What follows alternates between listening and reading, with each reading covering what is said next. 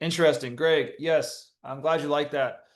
Uh, Diagonal debit spreads. Yeah, so that is the core of Night Trader, which is sort of this new service that I haven't launched yet, but I want to launch. But just like the unusual flow scanner, because you were on my Telegram, you get it for free. Um, you know, so we will sell it down the future, but we're going to you're going to get those for free until we launch that. So Faith got a cores winner. Faith, how did can you tell me some specifics? Percent gain, dollar gain. Love to hear it. Love to put it in the testimonial bank.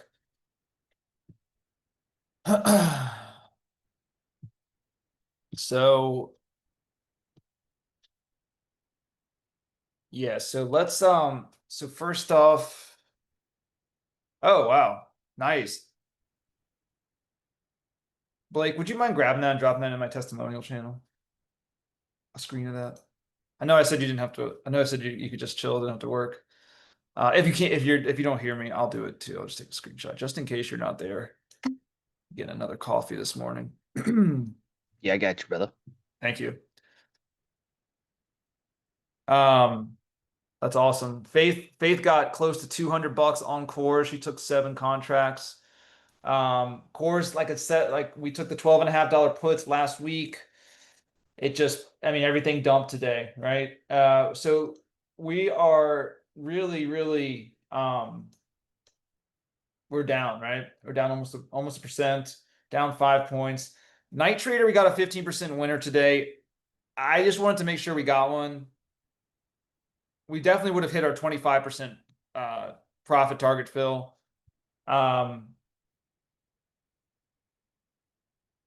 We could have even if we hadn't had that good to close order, we definitely even would have gotten maybe more, well, definitely more than that. So whatever. We got 15%. I'm happy with it. I'm still working on the strikes for that. I want to make sure that I want to basically be able to have the littlest move possible in SPY each day to and still be able to get a good winner. So the way that it works, Night Trader works. If you look and if you're not doing those Night Trader trades, you can see it. You can search Telegram Night Trader. You'll see how I'm setting them up every day. We're basically we're buying an at the money, call or put, right? So it's a diagonal spread. So it's different strikes at different dates, right? So it's like diagonal. So we take a different we buy the at the money call, whether that's or put. For instance, yesterday we bought the at the money call. We do it around 3 o'clock because we want to make sure that most of the day's movement is over. I might move it to 3:30 just to give us even more padding and less space for the markets to change once we open our position. I think 3:30 might actually be better. And then if you come over here, as you can see,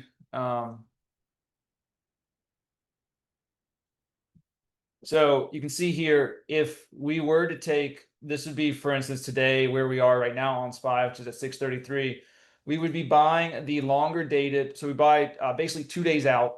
This is going to be the 20th. So we buy the Friday expiration call at the money. We would sell the a farther out of the money call option if we thought it was going to go up. Sell the farther out of the money put option if we thought the market was going to go down. This morning we sold the farther out of the money put option. This is diagonal spread. So we do have to pay a debit because this out of the money, even though we're selling this call or this put, this out of the money contract, it's still going to be less expensive than the at the money contract, right? So we do have to put on a net debit, but you can see the profit diagram here. Basically, what happens is that as the sold option, because it's nearer dated than the call option, than the long option. So this will get the long option will gain value, right? Because if we're moving up, right, this is a directional strategy. We are biased to a direction. It will gain value. This will, as long as the stock basically stays, relatively in the range, right, we will collect a premium for this. It will, it is nearer dated, so it's for tomorrow. So we have less time. So the stock needs to, like, basically we just need the stock to stay relatively stable, right? Up until 10 a.m. the previous day, the day of this short contracts expiration. I'm gonna lay out I'm gonna do a whole deck training on this, but anyway, I'm still working on the strike setup, seeing which is long, which is better, which is, wider strikes, short, narrower strikes. But this is the profit diagram. You can see basically we don't have to have big moves for this to work. You just have to have it drift up a little bit. And I do use the expected range for the day, for the next day. So if I'm going on here today on the 20th, I'm going to look at 21, August 21. I'm going to see what the expected move is for tomorrow. And then I'm going to basically make the width sort of encompass that expected move. Okay. So that's how I do it. We'll keep on talking about it and showing you how to do it.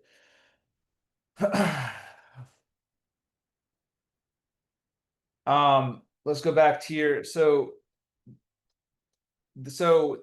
this is kind of what I'm doing for a new version of bargain bin.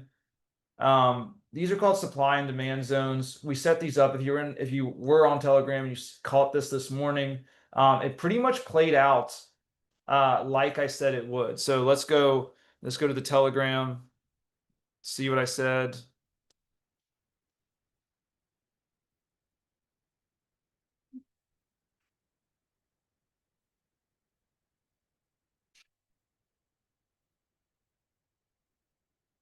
Okay, so I said, look, if you look at prior day low at 638.47, which was right here, right? Basically about 3 o'clock yesterday, we hit that prior day low at 63.47. And it's mirrored in the pre-market demand zone. So what is a supply? What is a supply and what is a demand zone, right? Does anybody know? Does anybody use these in trading? Let me get some water real quick.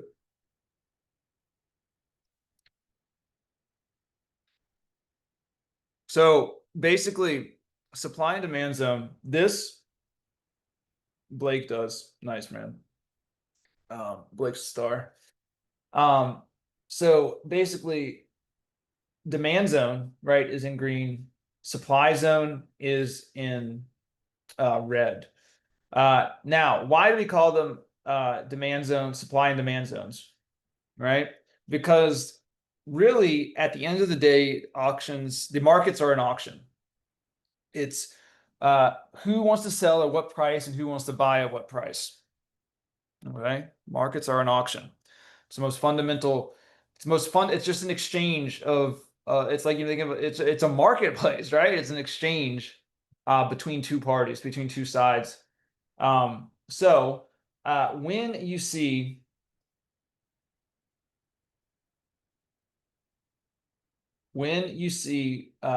price here, right, in the demand zone, all right. So when you're looking at this is what I look for. You want to look for basically consolidation patterns, right? So when does a stock, when it bottoms, right, it creates demand. When a stock is either consolidating in a range but bottoming for a particular time period, right, it creates demand, right? Because what does that mean? It means that for this segment of time, there are more interested buyers than sellers holding the price up at this level. Does that make sense? Now, the opposite is true on demand zone. So the reason we call this supply zone, the reason we call this demand zone is because there is more demand for a stock above this price than there is demand for a stock below this price. Now, this creates a resistance. Let's just say this creates a support zone, a support area for stock price. Now, let's go up to the red. This is a supply zone. What is a supply zone? Well, it's just the opposite of a demand. Now, people said right here, I will buy these contracts. I want SPY at this amount. So they buy it, they buy it, they buy it, they buy it. Now, what does that do, right? Eventually, that sends the price up. But then you see this, we start topping out, right? Now we have an oversupply, okay? We have an oversupply of buyers, and they just can't push the price higher anymore. Oversupply, demand, supply, demand, supply. Supply is to the high side, demand is to the low side, right? So when you see that this stock is moving up and bouncing around here on the supply side, you have an oversupply. Now, when you have an oversupply of something, it's just like economics. What happens? It's going to usually sell off. So you can use this for plotting resistance lines and resistance areas, support zones. You can use this for reversal trading, which is what I like to do. I did a trade this morning using this on futures. We can't talk about futures. Excuse me. We can't talk about futures, but you can do this for SPY or excuse me, or regular options trading. You could do just share trading. You could do options trading. So what I said though is I said if we scroll back up, I said so the prior day low, excuse me, man, at 638.47 is basically mirrored in the pre-market in the demand zone, right? So in the pre-market demand zone. So you can see that, right? We hit this prior day low. This was in regular trading hours. And then you saw during the pre-market, we were kind of bouncing around here. And then the demand zone really kind of lined up perfectly with that prior day low. Then we saw it, then we beat through it, right? We busted through it, we went up, and then we oscillated. And then look, we came back down here, kind of bounced off of it again. So, and then yeah, so then we bounced off there again. So when I was looking at this, I said that I wasn't really going to be looking anything in this red zone today. I wanted to look for more of a break of this, a test of this demand zone, and either a reversal to the top, which means that price had stabilized, or a breakdown to the bottom. But I thought, and you can look at this in Telegram. I mean, it's all documented. This is what I said. This was the key. This was the key area, right? Now, sometimes this will be the key area if we're trending higher. But I thought, just based on the market conditions, the demand zone would actually be a lot more important. So, and I said, you know, so is a key level to watch today. If we bounce off of it, it's a long. If we break down, that's a strong short signal. If we break down off of this demand zone, that's a strong short signal. Look what happens, right? And now I've been talking to you guys, but you could have done the same thing, right? You could have done the same thing even just a few minutes ago at 9:57, an hour ago. Again, established. Honestly, this probably would have been here, right? But you could have still once it broke down here, right? It tested the supply, didn't break through, bounced down, right? And now we were at, but maybe I probably wouldn't have entered here. Honestly, I would have entered. And I drew this actually before we came on. I was just throwing it around, and then look what happens. We bounce further down the demand zone. Again, a clear rejection of the demand. There just is not demand to hold SPY up today. We're now down over 1%, just at 1%. So that's how you can do it. Now, I trade futures with this strategy. Why? Because I like it better. I mean, I like, you can trade the options just fine, but futures is binary, it's buy or sell.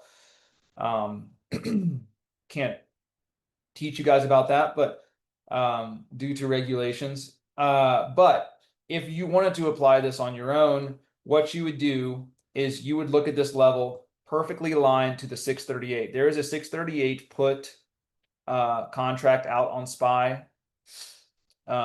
If you had the same condition set and you wanted to trade an option, you would just basically take, I would say, either the 0 DTE or the 1 DTE option.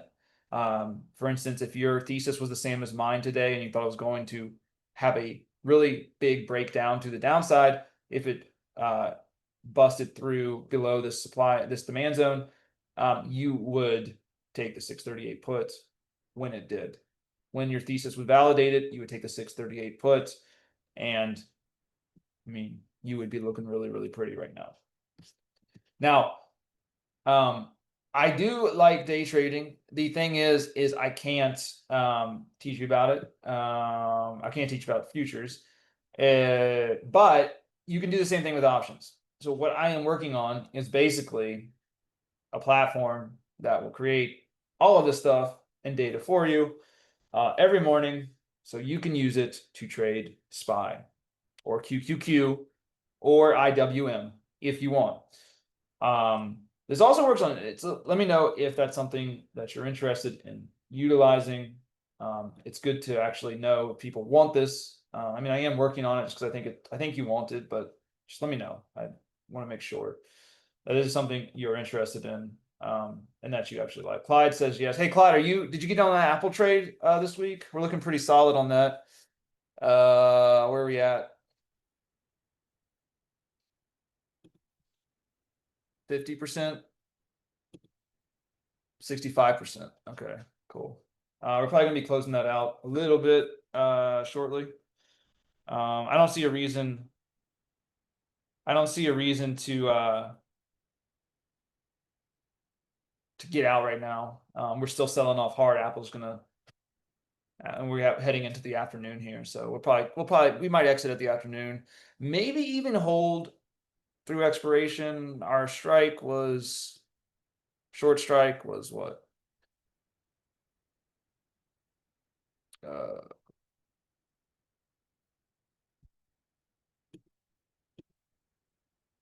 235. So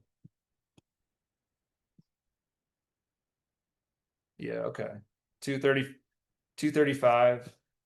So Apple's at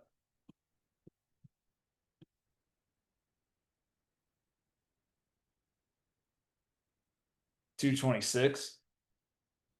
We might just hold till expiration, honestly. Save some transaction costs, capture 100% of that premium. I'll let you know though. Can everybody see my Apple chart?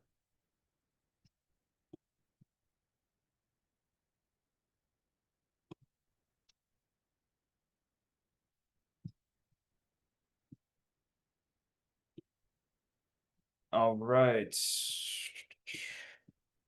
So let's go ahead, look. I think Chris and Kane are coming on shortly here. So let's go ahead and let's see if there's any good unusual options flows that we could get into before we start here. Got a nice pop on cores. And the funny thing is, so I just want to iterate. If you look at this, can everybody see this chart, the cores chart? Just somebody's telling me yes. So if you are we took the 12.5 put, but you don't actually need it to hit 12.5, right? If the stock drops enough. So that's why when we're looking at this unusual options flows, right? It's sometimes we're not actually looking for it to hit the price, but we are looking just to see where sort of the hedge funds, the big money is stepping on the gas pedal, right?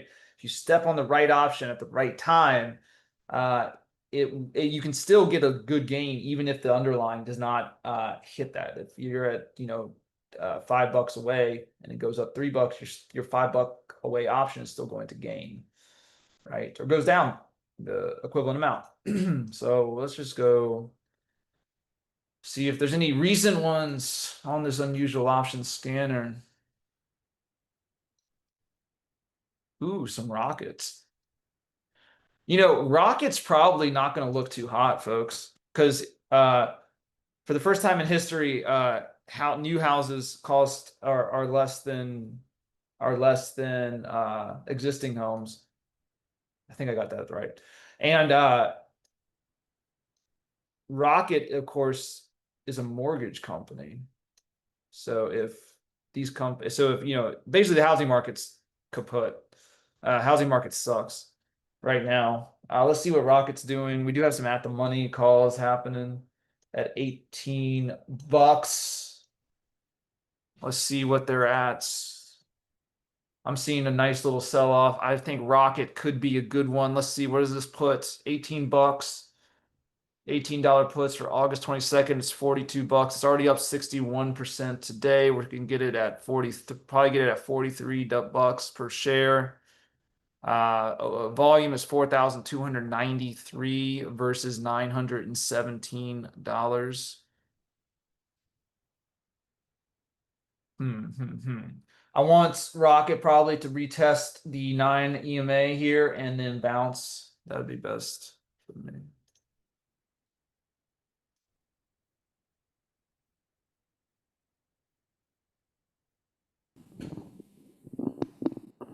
Hey Alex, What's up, Kane? How you doing? I'm doing great. How are you? I'm good. You Heck enjoying of a this little bit of a sell-off today? yeah. Well, it's wild. It's wild how fast we hit the 20. Now the Yeah. next one is the 50. Yep. We So went right through that 20. It didn't barely provided any support at yeah. all. No, I thought it would kind of test it, maybe we'd get a little bit of chop and then but no. Yeah. I actually read your telegram yesterday about the shifting delta on VIX. Or not get delta, gamma. Oh yeah. That actually kind of because I thought after yesterday, um, we might have we might have a rotation. It might be a recovery. I mean, that's a pretty solid red candle yesterday. But then the fact that VIX was expiring, the fact that you saw that gamma exposure shift higher, I was like, eh. I'll go bearish today. So we took like an overnight bearish SPY trade, and Oh, uh, nice. yeah, we won on that. Yeah, and I'm working through honing a strategy, but it's basically diagonal spreads on SPY overnight. So you take this is, for instance, this would be the one um for today, right? So you're buying the 2 days out at the money call, and then you're selling like 3 strikes away, 3 or 4 strikes away Okay. uh, for for the next day, like the 1 day DTE. Nice. Okay, so you only have one side. Are those far enough so that's only one side of risk? You mean no? I mean, there's yes, there's one side of risk, I guess. Yes. Yeah. Well, basically, the break even is 63, 64. The break even, when I try to open the trade, I want to make sure the break even is basically, or even a slight profit is at the money, basically. Yeah. So if it doesn't But move at all, so any, oh, well, for example, a huge move to the upside still gains you profit, right? That's what it looks like on your chart. yeah, Yeah, yeah. So yeah, you've got that's pretty cool. yeah. I'm still working the strike width and the strike distance, but seeing what works the best. Yeah. Yeah.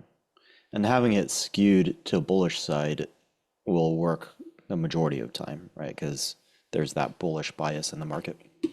Yeah, yeah, we took a put actually. Well, yeah, we opened it yesterday. We actually and then closed it this morning. Um, but uh, but yeah, the idea is that it's generally going to be bullish. Yeah. Cool. I Um, like it. Nice. How much did you make on that put last night?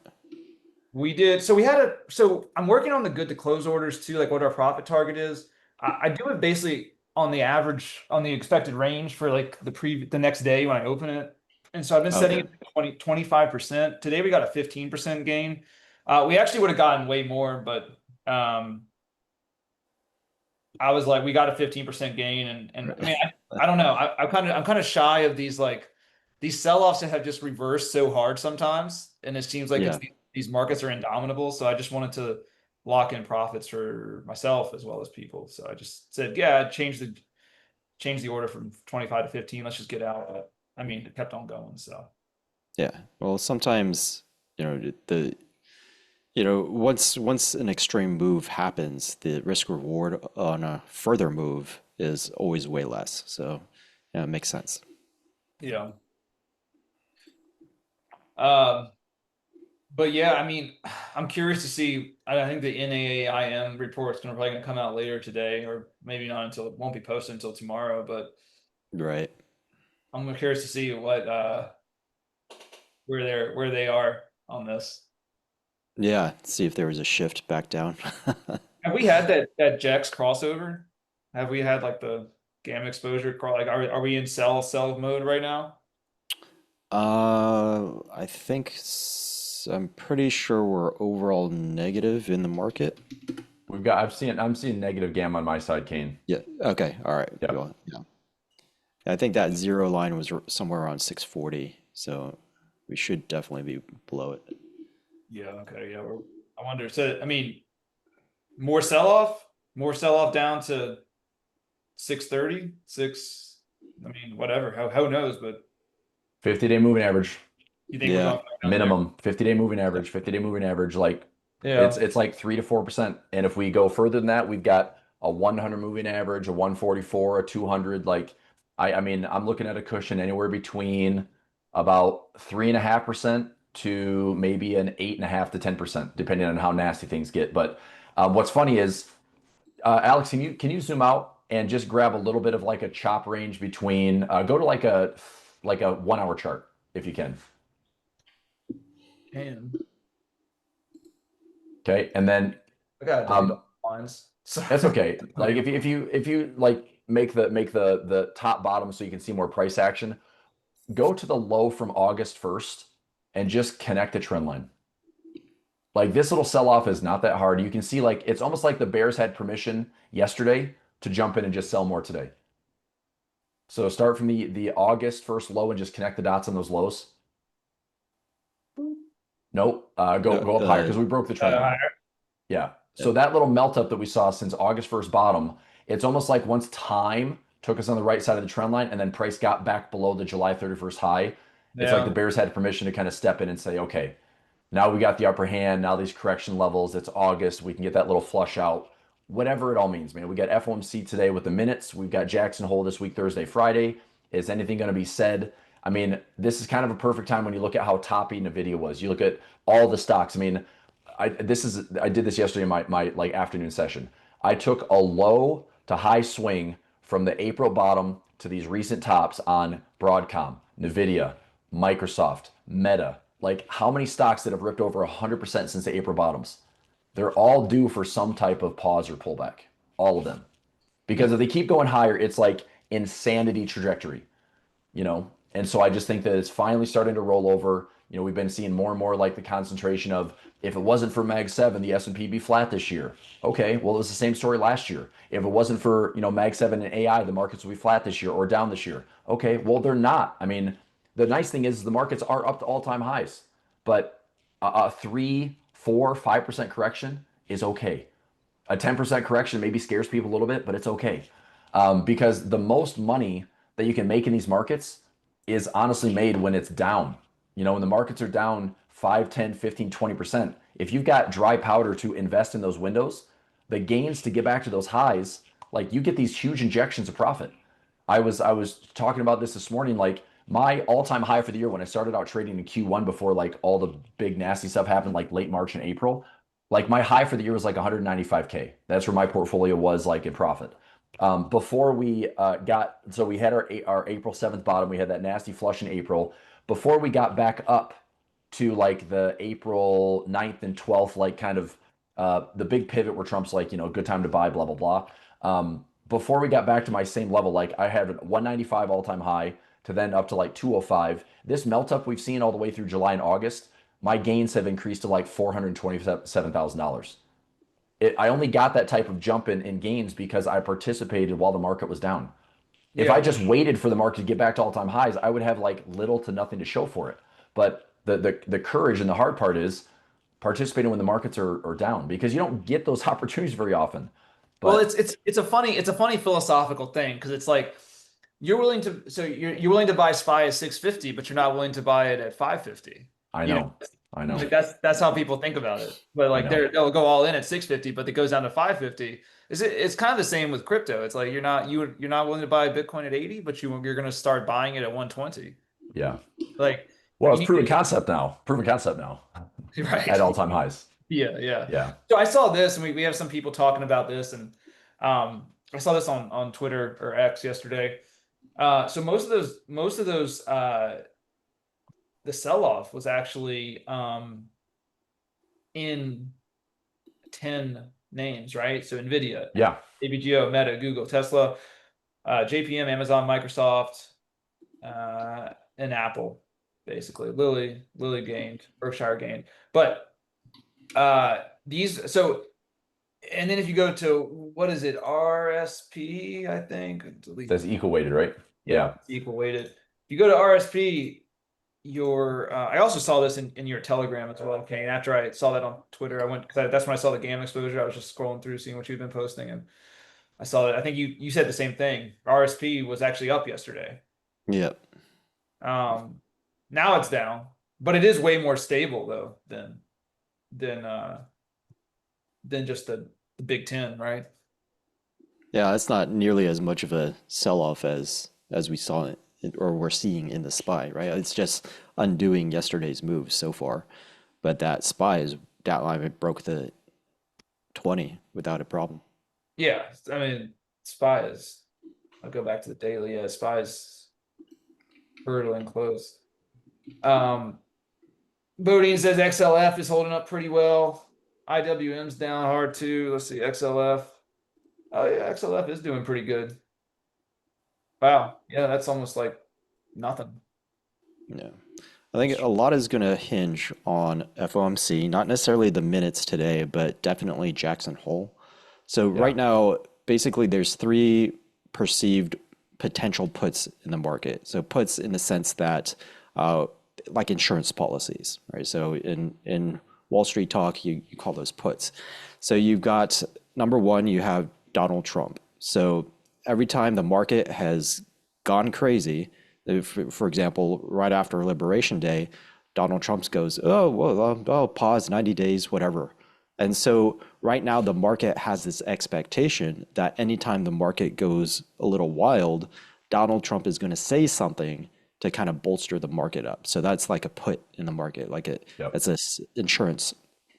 Treasury with the Genius Act came out and said, well, we're going to support the bonds, the US dollars, banks, if anything goes wild, then basically we're going to pour a bunch of money in to rescue the market. So right now, the reason why we've had that melt up since April is because you've got those two puts. Now, the third one now is, are we going to get a put from the Fed? And right now in the market, basically we've priced that in. We're saying that, hey, there's going to be a rate cut in September. And if we don't get it, then watch out, because then the market thinks that the Fed doesn't have our back anymore. And the Fed actually has more direct control in the market than the other two. So if we don't get that rate cut in September, it's going to be a wild panic. If Powell says anything to indicate that we might not get at this point in the market, if we don't have an expectation of 3 rate cuts this year, then the market is going, because that's what's priced in right now, 3 rate cuts this year. If we think that there's only going to be 2 or 1 or 0, then the market's going to start selling off hard. We'll break that MA50. Yeah, I mean, at this point, it's so weird. Target had horrible earnings. Lowe's had good earnings. HD, Home Depot had good earnings. Like the retail picture is mixed. And so I was about to say, if Powell doesn't cut rates, is that just really to troll Trump at this point? Jokingly, but there are some bright spots where it's like, well, I don't know if we do need to cut rates, but also you do see some consumer spending dropping off. You do see some of these some earnings. I mean, the earnings aren't outside of, I mean, they're not great, right? They weren't like, what they were a couple quarters ago. So I'm wondering, I mean, obviously there's like an 80% chance to cut rates September 19th. That's probably going to happen. But you're saying that's basically like how many rate cuts are coming this year? Yeah, I think the most important thing that Powell said in his speech, or the thing that the market really picked up on, was that he said that he believed that tariffs were going to have a very temporary effect. So basically, it's just a one-time inflation push. So Right. because you don't get import year after, you don't get the tariff increase year after year after year. It's just this one-time increase. So that led the market to believe that, oh, if we see an uptick in inflation data, it doesn't really matter because the Fed won't care about that in terms of whether or not they should cut rates or. And we have seen that small uptick in CPI and PPI, but we saw positive news. We saw a positive reaction in the market because of it, because it wasn't so high that they thought that the Fed would no longer consider a rate cut. So as long as that language is reflected in the minutes, then that's going to be very positive for the markets. And then if he continues to say something along that vein at Jackson Hole, then the market will perceive that positively. Very interesting. Very interesting. Well, do you think, let's talk Powell for a second. If Powell is, and I think that he's not like living in a box. He's not living under in a cave somewhere. It's like there's clearly a lot of noise and pressure on Powell and the Fed. There's been an active dissent from like Bowman and Waller. There's essentially a shadow Fed discussion or having somebody step in or having him resign, whatever. I think it's really if Powell wants to be firm and stubborn on lagging data and inflation, because they essentially let the inflation genie out of the box by raising rates, I'd say too sharply. And I mean, I'm not like I've not been a critic of Powell. I mean, I don't think anybody's job at the Fed would be easy. Certainly not the chair, but I do think at this point, like if the economy wants to keep humming along with all-time highs, we can't have the Fed step in the way of growth. Like right now, you have an administration that is so growth oriented and so growth focused that the Fed right now is potentially choking off that growth. The difference is this 2% inflation target is very subjective and arbitrary. And I think if we're going to try to stay that restrictive, if Powell is like all focused on inflation and we're going to appease the market with a 25 basis points cut, but not necessarily have like a cutting cycle, it might just be like slower, choppier growth. But I suppose like nobody wants to see hyperinflation. Nobody wants to see, sticky and higher inflation because it's already been a pain in the butt for 5 years. I mean, consumers are, I think at this point, we're starting to see what pops up in our, Slack channel. Like we're starting to see those trending ideas that are painted towards like consumers are stretched. We're seeing delinquencies raise, and I could see it. I could see since like 2022 also. I just like, it's crazy. What is? They've been saying that stuff since 2023, 2020. Oh, dude, I mean, the reason that the consumer is not broke right now is because they have so much home equity. I truly believe that the reason so many people are still doing okay is because they have money in their homes. Like your home is worth 2 to 3 times what it was whenever the heck you bought it. And it's not necessarily real unless you sell and realize that gain. But then what are you going to buy right now? What are you going to buy right now at 6 to 7% interest rates with prices that are 2, 3, 4 times higher than what you paid for your house? Like everything in the market is that price. So, I mean, where you're really going to hurt the consumer is if the housing prices start to come down because we have this huge run in supply.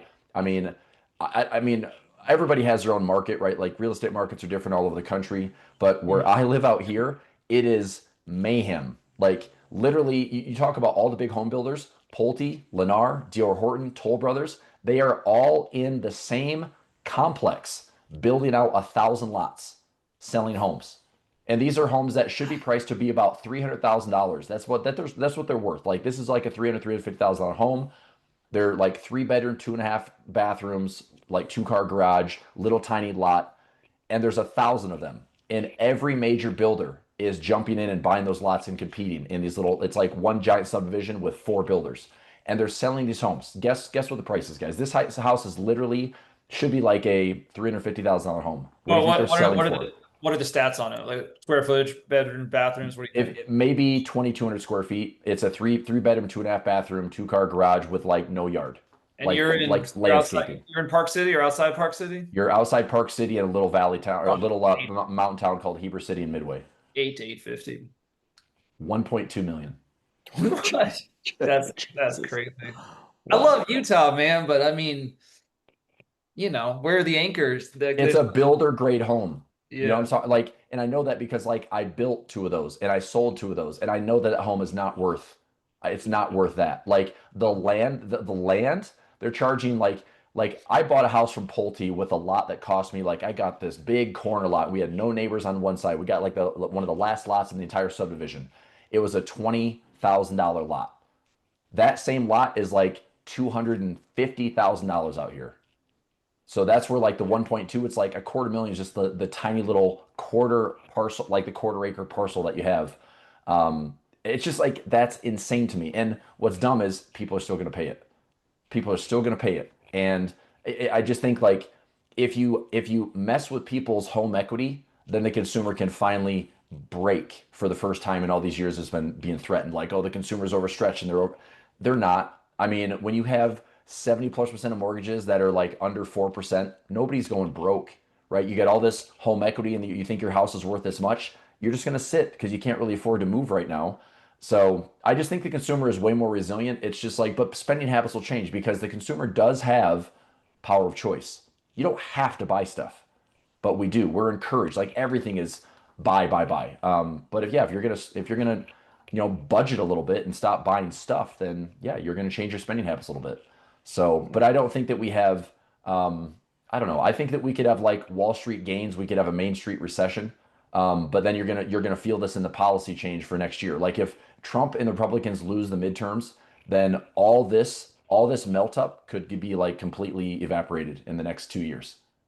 I think like if you have a midterm swing that's so extreme the other way, where you have like basically socialism that's being voted on and possibly like put into office, what would be like the error of like our 2 and 4 year policy changes, which like we just can't do anything. We can't do anything sustainably, because we come in, it's like him or hate him, like Donald Trump is a polarizing figure, but you got to give the guy credit for having some policies, or at least galvanizing the entire base to get things done. Where it's like it's pro growth and the market's excited, and this is pro business and things are ripping.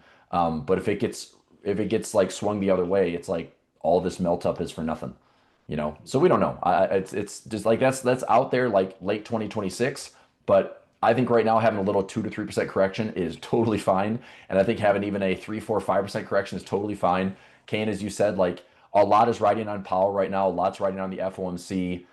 Jackson Hole is always kind of an odd week because it's like Europe's on vacation. Everyone's kind of sneaking in their final summer vacations before school starts before we have Labor Day and everyone's back into the grind. But Jackson Hole can be like a weird window of trading, and then next week we have NVDA earnings, the largest company in the S&P, 8+% of the S&P market cap, $4+ trillion market cap. It's like it's unfortunately it's like the biggest earning event of the year, and it's been that way for like the last 3, 4 quarters. Yeah.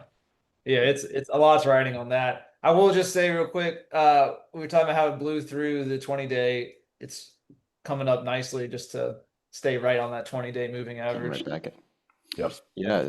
So if you looked at my Telegram channel like 15 minutes before we came on, I was saying how SPY had that gamma concentration at 632, 635.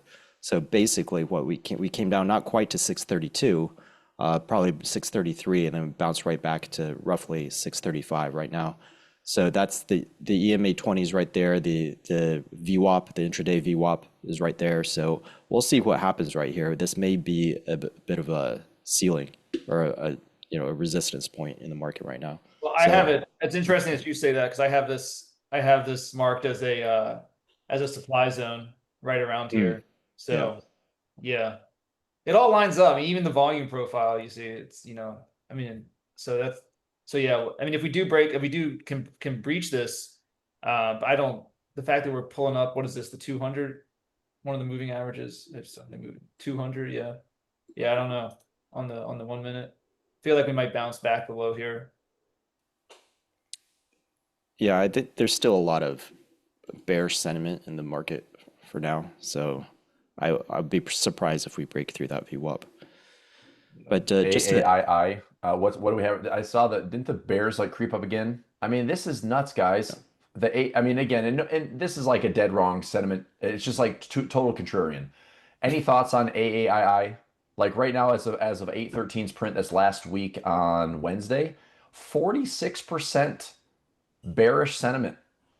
Like that's insane to me that like everyone is so bearish right now. I don't get it. Like you're clearly watching the market go to all-time highs and yet you're that bearish. It's just I think that's why we haven't had a recession for 2, 3, 4 years. It's like everyone thinks it's coming. Everyone expects it to happen. It's like the markets don't like to do that. They don't like to appease the herd, you know? So it's like the contrarian play is the pain is the upside. The surprising tail is the right tail risk, not the left tail risk. So it's crazy how, I mean, for the last 2 weeks, 8/6 and 8/13 prints in the AAII, 43% bearish and 46% bearish. That's way beyond the historical averages. What was the catalyst that kicked off, like, what was it, 2022 bear market? Well, that was like that was just deleveraging because we were raising rates, Right. and it was mostly just a deleveraging of like Fed aggressively raising rates. I think the market was realizing you're going to have like restrictive monetary policy, and it was already at all-time highs after like the COVID melt up had lasted 2 years. I think it was time for the market to kind of flush. It was pretty ugly though. I mean, not gonna lie, like you had tech stocks that were down 50 to 80%. The Nasdaq was down, 30+%. The S&P was down 25 to 30%, and it took 9 months to recover out of that. So it Yeah. felt a little bit more than just like, oh, we had a month. Like COVID was like a month-long cycle. Liberation Day in that window this year was a month-long cycle. It's like we got out of a 20% correction during COVID in 45 days to 60 days. We got out of Liberation Day within 45 to 60 days. Yeah. Like 2022 was holy crap. We're in an 8 or 9 month bear market. What the heck's going on here? That's definitely a grind for sure. Yeah. I think that's kind of what you have to look for this time around also. Fed starts raising rates, and especially if you get a credit crunch on top of it, like Chris was saying, a lot of their values is attached to their homes. If the rates raise, then a lot of that starts to get eroded. Anyone who's on an adjustable rate mortgage gets squeezed. Anyone who has a HELOC gets squeezed, or if you had equity available to you through a HELOC, but then suddenly that gets pulled, then you got like a 2008 type of situation on your hands. Yep. 2008 situation. You think we're going back to that? Do you think we'd ever have a brink? Like 2008 was like financial Armageddon. We were on the brink of like global economy just shutting down. I think Do you think we learned anything? No, I don't think so. No, we don't. We definitely didn't. Yeah. Well, we had that demonstrated to us about, I think, roughly 2 years ago now, when we had those the small banks. The regional bank 2023, regional yeah, banks, Jan yeah. 2023. Yeah. Yep. And then suddenly they just allowed them, hey, just expand. Oh, we'll be less restrictive about your balance sheets. That was basically the solution. And so we didn't learn anything at all. Yep. Yeah, and honestly, I feel like we probably added more leverage into the system too, which does make it worse. And interesting factoid, like some of the major crises we've seen over the years have all been because of like a debt issue or some type of like credit issue. That's probably the biggest pain point to the global economy is like when you see that money isn't flowing and it's way more restricted, and all of a sudden credit is way, way, way tighter. That's usually when things get really, really nasty. Well, wasn't the whole, so let me ask you this, and I'm trying to remember correctly, but in 2022, a lot of the banks, basically the problem was that they had a lot of short dated lower interest rates that were rolling over into higher interest rate assets or something, right? And now was that I what think caused? if you're talking about just a couple of years ago, or with the small regional banks and actually all the banks, but mostly regional banks were hurt the most, is they had a lot of treasuries. So they're chasing yield, and they bought a whole bunch of treasuries, but then the Fed started raising interest rates. So everything on their balance sheet was just getting crushed. And so if they needed any sort of liquidity, or if they blew out of their risk parameters, they were being forced to sell at giant losses. Like 70 cents on the dollar type sales. Is there nothing's changed? I mean, interest rates are still, I mean, even back since then, they're higher. The 10-year has gone higher, but it went up 100 basis points, right? So, I mean, there's other mechanisms, like I don't really know how they do it. I'm not sure, but I'm sure there's other mechanisms they can figure out how to sort of move them around. But yeah, just move them to JP Morgan. Just make them get insulated by a bigger bank. JP Morgan came out super profitable with that transaction to like whatever bank they absorbed or whatever notes they signed. It's like they made out like bandits. So, but the duration, like Kane was saying, the duration is what killed those regional banks. They were on the hook for like 10 and 20-year bonds that when they had a basically like a liquidity grab, which is like people were redeeming and people wanted money and they need to make the deposits flush, and to make them whole they didn't have liquidity, so they're selling bonds and they were selling them at like 70 80 cents on the dollar, and they went insolvent. They essentially went broke. So Fed stepped in and backstopped it. I mean, the regional bank crisis was like a blip on the radar. This was like a Michael Burry trade that popped up when what's the regional bank ticker? It's K something. Yeah. Regional banks. KR. What the heck is it? It is KRE. KRE. That's what I thought it was. KRE. Yeah. So S&P Regional Bank ETF. This was, you can look at it on the chart. It's going to be like January of 2023. I guess it was okay. So March 2023 is when the thing collapsed, but that was a very good opportunity to buy a distressed sector, buy regional banks because they're blowing up, and it's like you bought it at $40 to $35 and it doubles over the course of the next year. But meanwhile, you got banks that go broke. It's funny how that works, huh? Yeah.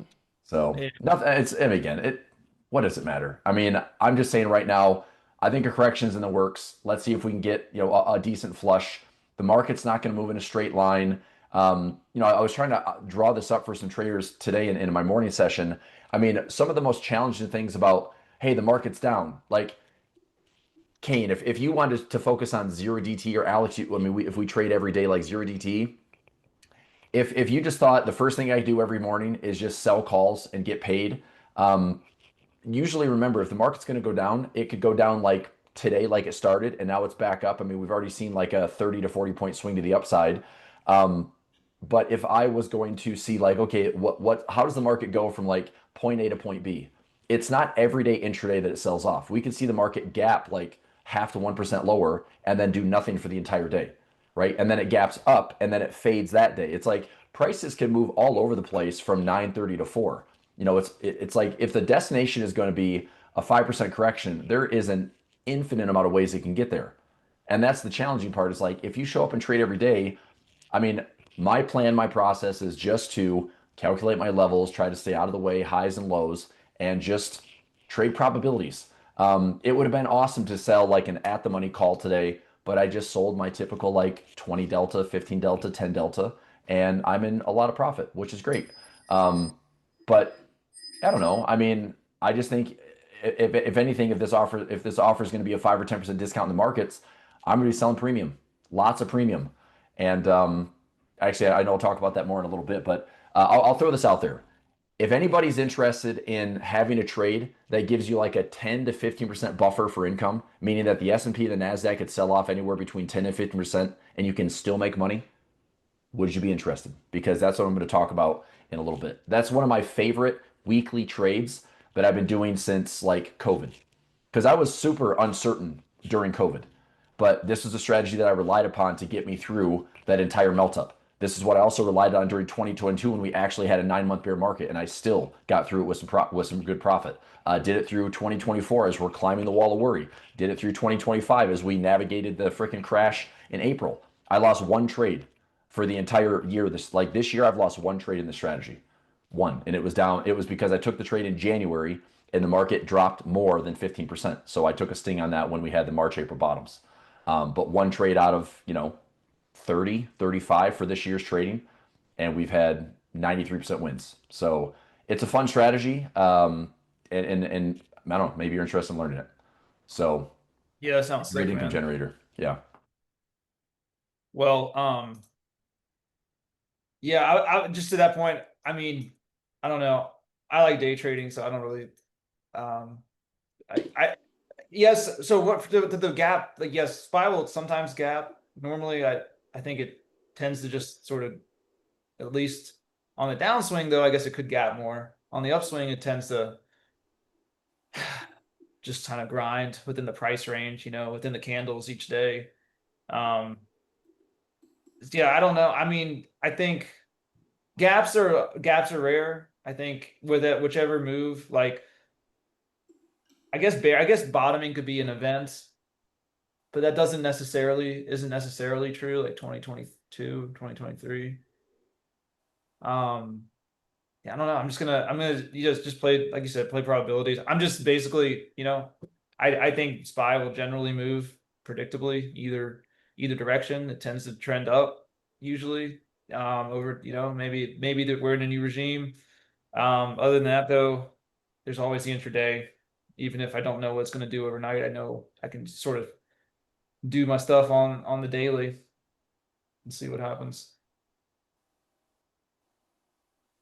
I am I looking. just typed You up some got me. You got me estimates. interested in selling some SPX calls or SPX calls. It is I mean, it's pretty all good. I've been doing for the last like 2 or 3 weeks, and I got hit. So Kane knows this because we talked offline. But CPI day, I got pinched at the top because there was no rejection off the top. Like CPI day last Tuesday, it was up, up, up, up, up. It actually hit exactly the high that I calculated, but it just wouldn't go down from that high. So I got hit and like pinched for like, I mean, I pulled like a $4 credit out of a $5 wide spread, but I still lost that $100 because it was right at the high of the day. So that was like the worst case scenario. Like I lost $1,200. And later in the week, by Wednesday, Thursday, Friday, I was still positive like $300. So I swung my P&L like $1,500 to close out the week. This week I started out with like a $400 profit trap, which has been selling calls. It's been a pretty solid week so far. We're already like 4 for 4. So I'm just typing in for some of my alerts right now. Dope. Yeah, we have Yes. broken over this. We have broken over the supply zone. It could be a good long right now. If I was not on here, I might go long, but maybe try and get it back up to here about 637. Make a stop at like 630, 630. You want to go long for the day, or you want to go short for the day, or No, anything? just like so I trade futures intraday, Yeah, okay. which we can't we can't talk about, Yep, I gotcha. but yeah, like The so. asset that shall not be named. Right. Yeah. So, but like that's, I mean, not for the day, but just like for a period, maybe I would go long.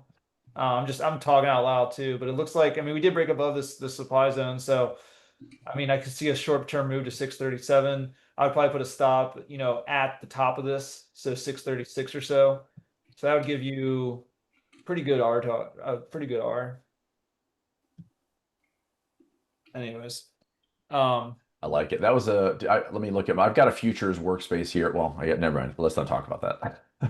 I was curious what my Hekinashi candles are showing me for a pivot. I have like VWAP and like 1 and 2 standard deviations, or expected moves rather. And I feel like that I'm just going to look at it just for sake of entertainment. Let me go into my workspace here.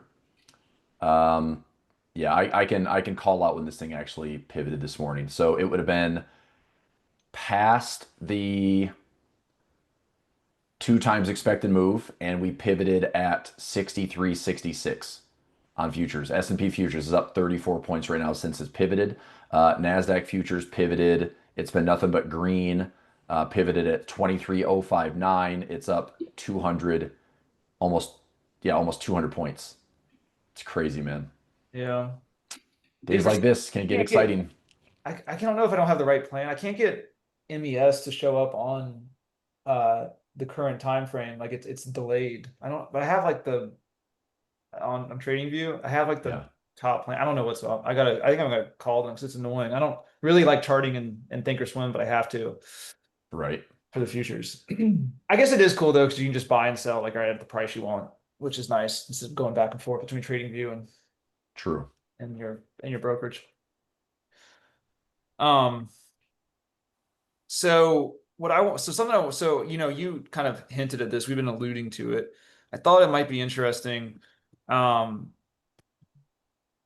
to spill the beans on anything, but maybe just to give a little appetizer to what you're going to be talking about here in a second, Chris. What are credit spreads? And it's great to have both of you on because you can both lay out a lot of extra detail here. as well. You know, for anybody who's interested in credit spreads, right? They are fun.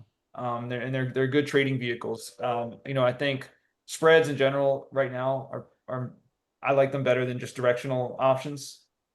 Debit spreads, specifically credit spreads as well. But I use credit spreads a lot. We use credit spreads every week to trade Apple. Clyde can attest. You know, we have 60 captured 65% of our premium already. Probably going to close that out for 100% of premium this week. So these are powerful strategies, right? And if you're an options trader, I think it honestly can be easier to learn spreads than it can be to learn just calls or puts, right? I think it's a lot more higher. It's a lot more higher probability. So what are credit spreads, right?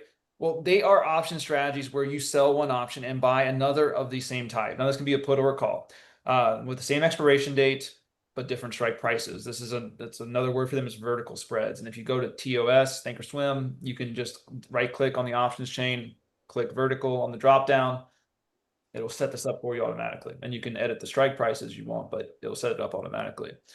So what do you get, right? Well, you get a net credit when you open this, right? So you get $150, whatever it is, right? You get it up front into your account. Now, if your spread expires worthless, this is the maximum amount you're going to gain, right? So I'll go show you how it expires worthless. So why use these things? Well, these are directional bets. However, the reason why I say that they can be easier for traders to learn, easier than regular options for their calls or puts, is that you are mildly directional, but you are not completely directional. And instead of losing from time decay, you're actually going to gain from time decay, which is really cool as well, because time decay theta is going to eat away any options, a lot of options profit oftentimes. So the cool thing about credit spreads is, let me go over here to my chart. Let me pull up Apple so I can show you what we did this week. Just real quick, a point of clarification that you benefit from time decay as long as you're in your profit region. Yes. Right. So yeah. So it helps you if you're in profit. It hurts you if you're in loss. Yes. Yeah. But what I like about and I'll oversimplify the credit spreads. If you just create a line in the sand, you know exactly where you're making money or you're losing money. That's my favorite part about credit spreads. And also you can, like, let's say, what's that ticker, Alex, is Apple? Yeah. Okay. So like right now, I would say if I wanted to sell a 220 put on Apple, that's essentially communicating to the broker. That's my line in the sand. I don't want Apple to go below 220. Okay. So if I sell the 220 put and then I buy the 219 put, that trade might offer me 30 to 40 cents of credit. And my break even would be 219.60. So what I'm doing is I'm establishing the line in the sand that as long as price stays above that, I'm going to make money, and time actually helps me, because if price on Apple goes higher, then that time decay is going to work in my favor. The prices, all of a sudden becoming further out of the money for my option trade, and the probability of profit for me just increases. So my 40 cents would maybe decay down to 20 or 15 or 10, and I can take a percentage of that profit. But if you think about it this way, when you sell a put, just as an example, if we think the stock can go up, you sell a put. That's essentially communicating that that's my line in the sand. I just want price to stay above that, and I can make money. There's a lot of ways to do that in the markets. And the same thing is true if you wanted to call a top in the market. You sell a call. As long as price stays below that, you can make money. I think that's the easiest concept for getting like kind of the spread education out there. Yeah, no, totally. That's what we did with Apple this week. So we sold the 235 call and we bought the 237 call. These are not perfect amounts, but we bought the 237.50 call, right? Because Apple's at 2.5 strikes. We bought a 1 strike with. So now the reason it's a credit spread, the reason you get a credit, right, is because basically the income you generate from selling the nearer to the money call or nearer to the money option, right, is going to be greater than the cost of the farther out of the money option that you buy. So, right, you sell more, you get more, then you pay a little bit, but you have a net credit that's deposited to your account. And these are opposite then. So when you say a call spread, you're actually mildly bearish to neutral, right? So it's the opposite of regular call when you're bullish. And just like if you take a put spread, if you take a put spread, you're bullish, right? Versus puts, normally you're bearish, right? Now, what's cool about this is that with this Apple spread, like Chris was saying, now normally if you took a regular call or put, you would need it to go down or you would need it to go up. All we needed was Apple this week to stay below 235, basically. Now it could have gone this way. It could have gone up a little bit this way. And of course, it's going down, which is the best possible scenario for us. But even if it had gone up, as long as it stayed at 235 by expiration, we win. Right? Below 235, we win. Now, the other piece Great. that makes it really great, especially for beginners, is you basically know exactly how much you're going to make if you win and how much you're going to lose if you lose. So that makes your risk planning really, really easy. It makes your calculations for risk to reward and in terms of your risk multiples, your allocations, it makes all of that super easy. Yeah, these are truly my favorite strategies. Like a basic spread trade is my favorite strategy because it's risk defined. Yes, it's capping my risk or capping my reward, but it's capping my risk. You can see in like a broker platform, like I use, Tasty Trade, they'll give you the probability profit before you ever place a trade. And you can use if you want to get fancier and talk about deltas, that gives you roughly your probability profit based on like the current position and the current option chain and the current volatility that asset. All that means is, like, can we pull, I mean, is it okay to pull up an option chain? Can we pull up an option chain and actually show like what the deltas would be? Yeah. So if somebody said, as an example, I'll bring up my chart on Apple since we're using that as an example. So we'll just talk probabilities here, okay? So first off, everyone in the room, who's bullish, who's bearish? Does anybody have an opinion? Like, do we want to establish like some type of bias? Do we like Apple like going higher? Do we like Apple going lower? I don't really care. Just I want to see what the consensus is in the chat. I'm bearish, but what everybody else. Okay, well let's go with Alex. Alex is bearish. Okay, so Alex, give me a line in the sand. Like what level you say like I don't think Apple can come above this price. I really don't. I mean, I think 237.50, basically till October probably. Okay, so basically you're thinking that this market is not going to get above this recent high. You like to go farther out, right? It doesn't matter. No. I want to entertain like your. So you think that's the price? Let's establish that first. So let's just use that as an example. Yeah, I mean this is not well thought out. Let's just use that as an example. Okay. So let's go. I like your price level. You think that it's going to stay below 237.50. Let's use September. Let's use like a month out. Okay. So if I were to sell a 237.50 and create a one strike wide spread, so I can go 237.50 sell call, and then I can buy the 240. Well, the broker is going to give me 60 cents credit for that trade, which means if let me zoom in here so you can see my numbers. I know my platform gets a little small. Can everybody see this at the bottom? There's a 73% chance of profit.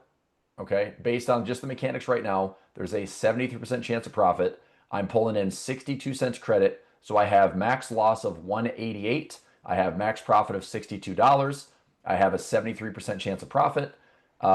It gives you like, I'm going to get about $1 per day over the next 30 days if this trade is going to be right.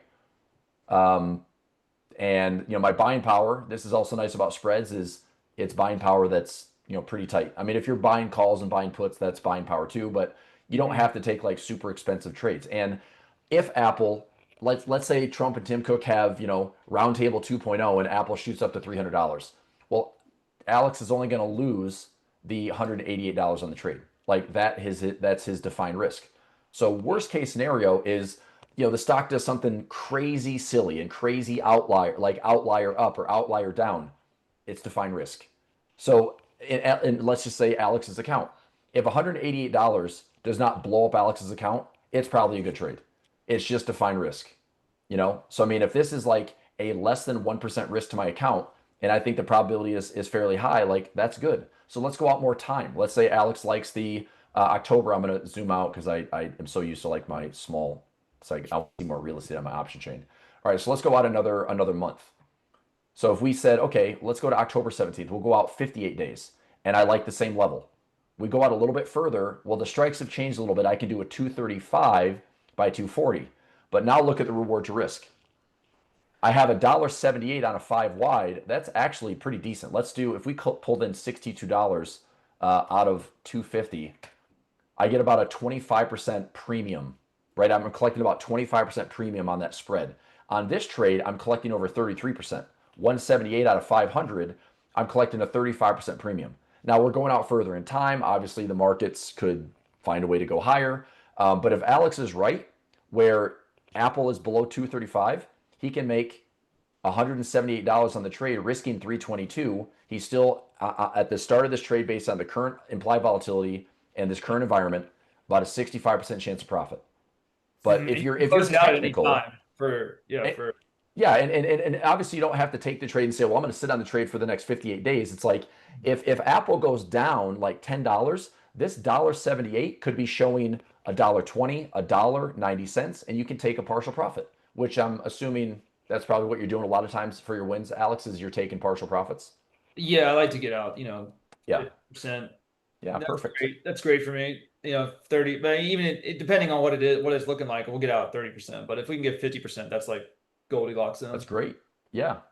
So, I mean, and again, like if you're getting out at 50%, you're going to increase your win percentage because, time does help. Like, I mean, this is technically a slight out of the money move. If I move this up here, the expected move for Apple over these next 58 days is around 15 points.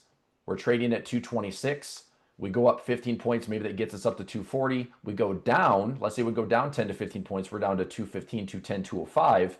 Well, that trade is going to be much more profitable. So the 178, rather than holding all the way to expiration, you could close this thing out. I'd love to get out of this trade for like $1 or less. I think that's a pretty good trade, So, but think about this. When I said the line in the sand, I go back to that with like the way I think of spreads. You want to talk like one more stock example, guys? Let's do it. Trade the S&P, or you want to trade an individual stock? How about Palantir? Palantir's dropping like it's hot, right? Yeah. Okay. They have good strike. I'll say, who wants to buy Palantir? And if so, where? Do you guys have a thought on this? Do you like Palantir enough? Is this just I'm not ready to buy it flash yet. in the pan? I wasn't ready to buy it at 190. I don't know about 150. I kind of want it to come back to the 200, maybe 110, 120 or so. I'd buy it at 120. Okay. So 120, the 200 moving average is around 111. Let's just say 110 for like, hey, we've got an indicator. Let's say that price can fall and bounce off this. So if we go, we fall, we maybe dead cat bounce, we fall again. This is just a big swing. This is maybe like a little ABC correction. But if we hit this area and this offers up a really good buying opportunity for Palantir, well, there's probably a way I can express this trade in the market. If I said, let's look at Palantir for like a 110 line in the sand. So let's look at Palantir. And let's see how many days we'd have to go out. Let's say October. It's 58 days. Well, 110, if I were to sell a put, okay, this isn't terrible. I could do a 110 by 105, get 50 cents on the trade. That's a pretty high income trade. It doesn't cost me a lot of money. Now that's if I put a spread on. If I just sold a put, I'm communicating something very similar to the broker. I'm telling the broker I'm willing to own shares of Palantir at 110 if price is below 110. In fact, I'm obligated to own the shares at 110 if price is below 110 by expiration. But if I want to define my risk, look at this is going to be a max loss of like $11,000 because I'm trading the 110 strike. But if I create a spread, now this trade only costs me $450 in buying power. Now, if I think that this can fall a little bit lower, let me ask you guys a question. Are you comfortable risking $450 to make $50? Or maybe we put this in for $1 and see if Palantir can fall a little bit lower, have the premiums go my way, get filled for $1, which means I'm risking $4 to make $1, but I'm still starting out this trade with about an 89% chance of profit. So I'd be okay risking, $400 to make $100 with a 90% chance of profit. I can win a lot of trades that way. I can make a lot of money that way. So I can either take it as it is right now, going out, 60 days roughly and getting 50 cents, or maybe I can let price fall a little bit. Maybe Palantir is going to continue to decline. Maybe this premium will go up a little bit more and I can get a better fill. So what am I communicating to the broker? I'm communicating that if price on Palantir is less than 110, I would be willing to own the shares. But because I'm creating a spread, it just is a binary trade. If price is greater than 110 by expiration, I can keep whatever my profit is on this credit. If price is below 105, then it's breached my entire spread, and therefore my risk is going to be the remainder. So if I took the trade right now at 50 cents, that means that price could go, like Palantir could go literally to zero, and I'm only going to lose $450. Right? It's great. Yeah. So I think that's the best way to think about it, is like line in the sand. Price can go to infinity or zero. What's my risk? What's my reward? That's the easiest way to think about spreads, in my opinion. That's so cool. And you do this though on one of the major indices, I guess. Yeah, I do this on SPY, Qs. I'll do it on XSP, SPX. Done it in the futures market. So it's mostly index related. Let me share the screen here real quickly. I'll go in. Give me 2 minutes and I'll start talking more about this. But Yeah. think about it this way: if we look at the SPY, okay, basically every week, and I'll do like a rough visual here, and then I'll start talking more in detail. But every week, give yourself kind of always wherever price is at. If I take this trade every Monday, which you do for waterfall income, I'm going out about 15%. So 15% lower than price. I take a little trade down here and I collect income. Okay. Now a week later, price is down here. I go out 15% and I place a little trade, collect income. A week later, price is up here. I go out 15% and I place a little trade for income. And so other than this decline, which was 20%, which this trade that I took in early January, that trade was a loss. But this trade was not, okay? This trade was not, this trade was not, this trade was not, this trade was not, this trade was not, this trade was not, this trade was not. All these trades right here were all income trades, because every week I just show up to the market and I go 15% lower, and every week is income. Okay. And like I said, I navigated COVID with this because I was pretty uncertain. Like, is COVID the end of times? Are we like never coming back to work? Are we never going to have like real life ever again? Is everything going to be augmented reality? Should we just jump into Zuckerberg's plan and just play in like our digital? Bro, you didn't?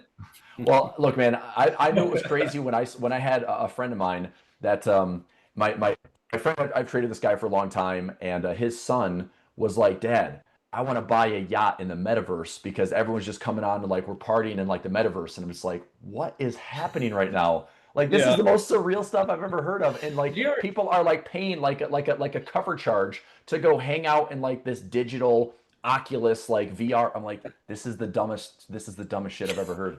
I never understood those. Like Second Life was a video game. That, Yeah, like, it is like, exactly. I don't get that. Exactly. Yeah. So anyway, obviously I think Zuckerberg probably overextended the metaverse purchase a little bit, but now he's all in on AI. So, but the point is that that's how this whole thing works.